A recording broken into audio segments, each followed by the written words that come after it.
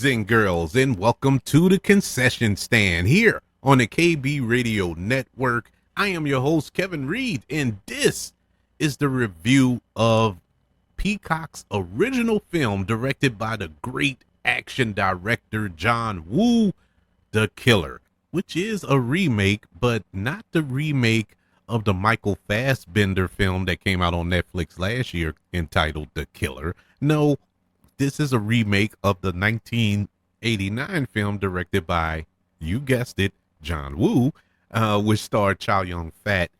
This go around, this film stars Natalie Emmanuel, Omar Sy, Sam Worthington, and Diana Silvers. And this go around, an assassin tries to make amends in an effort to restore the sight of a beautiful young singer. I was interested in seeing this film, but for a number of reasons. One is John Woo. John Woo is, I don't know how to describe John Woo other than the fact that he is, like I said before, a legendary action director. Hard Target, Broken Arrow, Face Off, which is I don't know if you can classify it as a guilty pleasure, but I really put that film high up on my love of action films. Face Off is one of those movies that, yes, if you sit down and watch it for its artistic prowess or its contributions to cinema, it's not a good film. But I love that movie. Nicolas Cage and John Travolta in that film is, I don't know, second to none. You'll never find a film with Nicolas Cage and John Travolta being at the level that they are. Nowhere in their careers. I just love that movie, and I love John Woo's direction in that film. And he directed probably the worst Mission Impossible film, Mission Impossible 2. But there are parts of that film that are excellent. All of John Woo's films, going all the way back to Hard Target, as far as his American films, not so much going into his films prior to that, like The Killer or A Better Tomorrow and stuff like that, but his American films, they're not the greatest of films, but there are parts in those films that stand out, that really define the action genre. And I just love his movies. I guess it is a guilty pleasure, but we haven't seen much from John Woo in a while. I think the last film he did was last year, Silent Night. That film where I can't think of the actor's name at the moment. I'm blanking on it, but where there's no dialogue in that film. There's no doubt. It's just action, but it's a good movie. It is actually a good movie to say there's no dialogue. Very interesting concept that I really enjoyed. So I was excited to see him back in the fold, and now we're getting another film from him. So I was all in on this. And Natalie Emmanuel, who is best known for being in the Fast and Furious films, and this is, I think, her first starring role, her starring vehicle, and she's this action star here. She's this assassin in this film. I wanted to see how she held up as well. You ever sat down and watched a film, a movie, or a television show even, and was wondering while watching the film, what am I watching? What's the point of this movie? This was it. I really sat there and struggled to get through this movie. This was probably the first John Woo film that I can really sit back and say, this was a bad movie. His other films that didn't live up to stuff, I could still make an argument to, they're rewatchable. They're watchable movies. This was borderline unwatchable. I just did not buy nothing in this movie. Nothing. I mean, there was no good takeaways from this film. Let's start with the cast. Let's start with our star here, Natalie Emmanuel. I like her. I liked her in the Fast and Furious films. As cheesy as those movies are, there are elements in those films as well that you can pick apart and say, "Oh, that was good." They are what they are. They lean into what they are. Those Fast and the Furious films aren't looking to get awards, aren't looking to get critic approval. They're just there for sheer entertainment, and that's what you get. And the actors know that, and they play along with it. And I liked her in those films, you know. Beautiful young actress. She's actually a good actor. I've seen her in other films, as well. You know, popping up in smaller roles, and she's good. She is a good actress. She was horribly miscast in this role. Horribly miscast. And you know, it hurts my heart to say that because it comes off as hate. Like I hated her in this role. I didn't hate her. You know, I think she did the best she could, as well as the other actors in this film. I think they did the best they could with what they were given. It's not their fault, you know, but she was miscast. She just didn't fit. You know, I just couldn't envision her in this role. And initially, Lupita Nyong'o was cast in this role. She was going to play this lead character, but something happened. I think the pandemic happened, and you know the schedules got conflicted, and she couldn't uh, be a part of the film, and she had to ultimately drop out.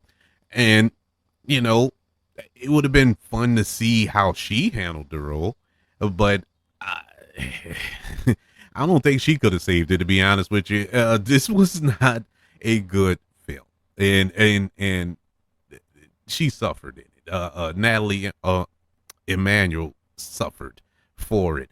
Um, the two actors that I think did do the best that they could and actually elevated this film a little bit was Sam Worthington, you know, from the Avatar films and uh, countless other films. But he did a good job in this kind of villain role that he has. Omar Sy did a pretty good job in the role that he had, even though it was so cheesy. This was a clear 90s film. This film is I would say 30 years too late.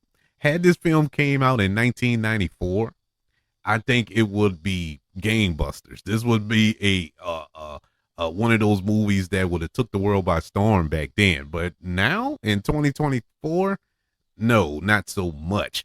The action in this film, you know, is John Woo. He's known for his action, stylized, you know, the slow motion with the pigeons, all that, all the signature John Wooisms were in here, but it didn't work.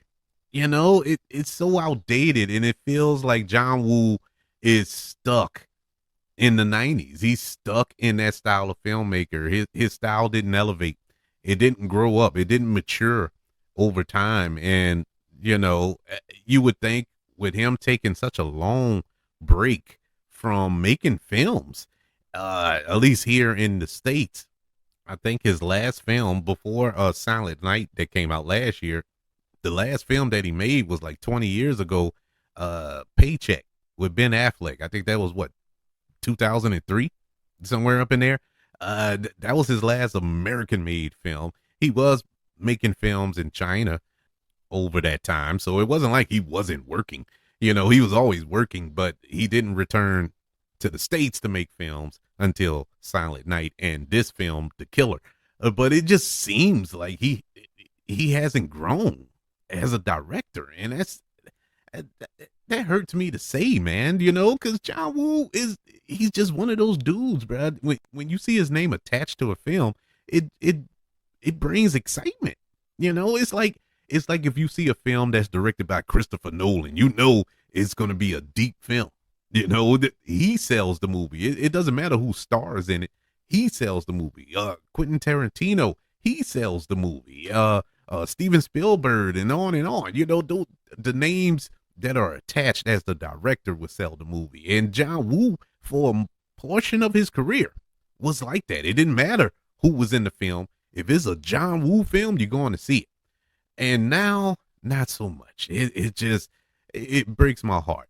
Now, granted, I wasn't looking for much out of this movie. I really wasn't. And to be fair, I didn't see the 1990 what was it, 1989 film that this film is remade from. And so I was going in it blind from jump, and I had zero expectation because it went straight to Peacock, and that's not to knock Peacock on any streaming service. You know, it wasn't any consideration for this film to be released in theaters. And so I really wasn't uh, super excited for it, and I guess I got what I asked for because it was nothing exciting about this film. Um, Other than the chemistry between Natalie Emmanuel and Omar Sy, there's nothing in this movie that is exciting to watch. And this is an action movie, and I couldn't tell you any action sequence that was like, oh man, y'all need to watch The Killer for anything. You need to watch it for this scene. I can't think of one. Honestly, cannot think of one because there's none there to get excited about. Now it was good action. It wasn't like it was bad action. It was just boring, man. It was formulaic. It was paint by numbers, and you know, a typical 90s action movie that you would find at Blockbuster on a Friday night that you would take a chance on. Like, oh, I haven't, let me check this out. That's the type of film this is.